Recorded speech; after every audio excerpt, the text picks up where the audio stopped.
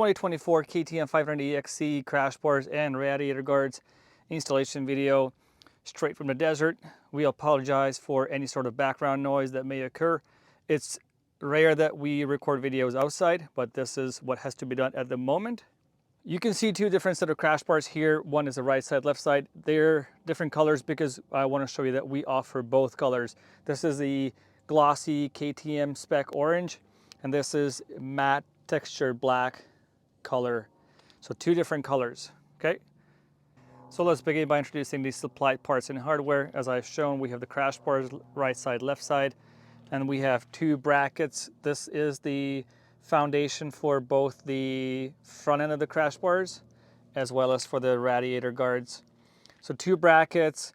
We have four M6 by 20 millimeter long hex head bolts and four washers. You only see two in the video. Don't worry about that.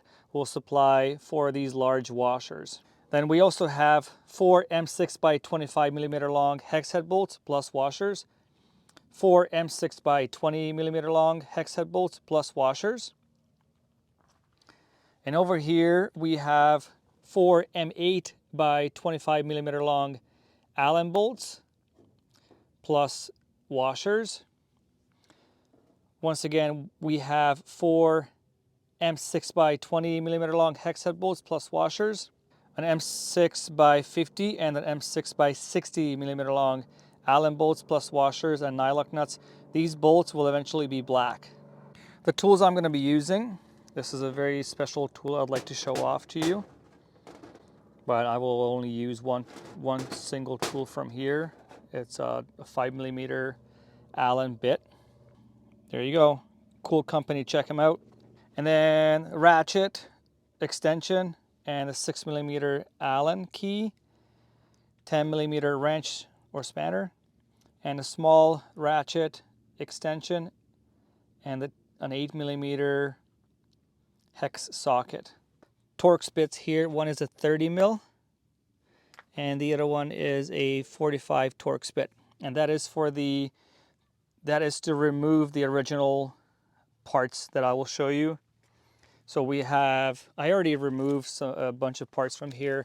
So you got to remove these two on both sides. I recommend that you remove these two bolts one at a time per side. So remove these two, but leave the other two in place.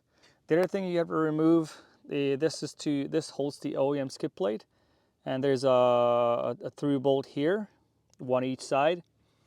And then you have to remove the original radiator guards on both sides again. So you got one bolt here, and two on the plastic panel side. And you can also remove the horn, which I did. I zip tied it temporarily so it doesn't dangle here, it's not in the way. Okay, so that's it, and we can get to work.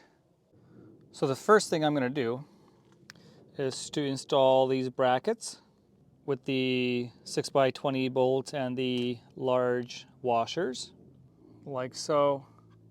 And I suggest that you leave the bolts a little bit loose so you can make adjustments to it to line up the crash bars as well as the radiator guards easily.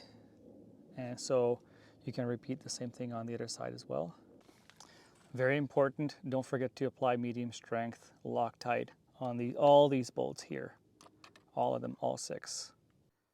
Next, I'm going to install the radiator guards. Also, just a little side note, the shape may not be the final shape.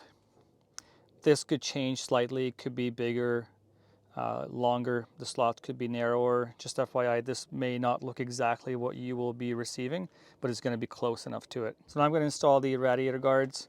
Get your bolts ready, make sure to use medium strength Loctite. So 6x25s and 6x20s here. Two bolts are in. Now the other two bolts, the 6x25s, they go through here, like so. So the rad guard's in place. And now we can move on to installing the right side crash bar. So it goes like this. You can slide it underneath and then start rotating it like so. And line up those holes, put the bolts in. I will start by threading in the 2 bolts up front. Make sure to leave those bolts loose. Normally you would only turn those bolts like once or twice max, and then you can move to the back. Those 2 bolts are in place. Again, they're turned only twice max, so this is nice and loose. Now I'll grab the 6x50 and push it through down here. And on the back side, you can spin on the nylock nut. Also, in case the holes are not lining up properly, these 2 holes on each side, then you can loosen this bolt down here slightly, and that will loosen this bracket because the bracket has the threads. So once you loosen this, you will gain more play and easier access to those mounting holes. Like so. So in this case, the right side is completed. This is still loose. I can still move it a little bit, which is good.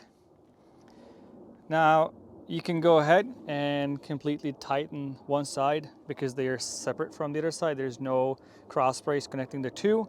And you can repeat the very same steps on the other side of the motorcycle. In this case, it's the left side.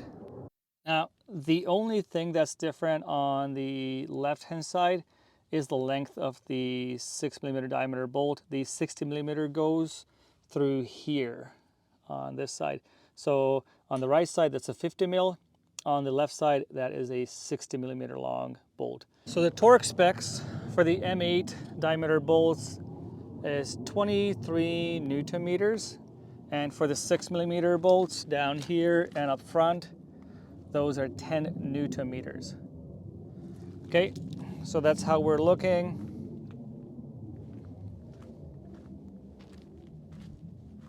And should you have any questions, feel free to reach out to us via email, info@outbackmotortek.com, or call toll-free 877-931-3636. Thank you for watching.